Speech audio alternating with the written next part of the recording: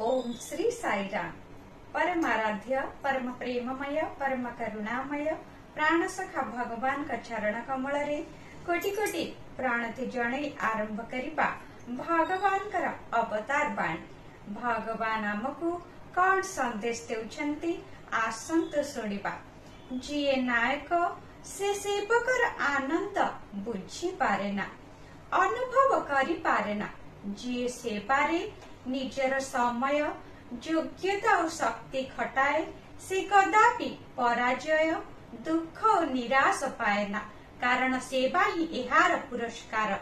सेवा विरहित जीवन अंधकार पूर्ण मंदिर सदृश। केवल सेवार आलोक आध्यात्मिक साधक को आलोकित करि पारिब।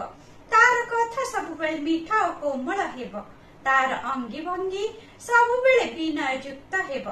तार केही शत्रु रहिबे नाही कि से कदापि क्लांति और भय कौन ताहा जानि पारिब नाही।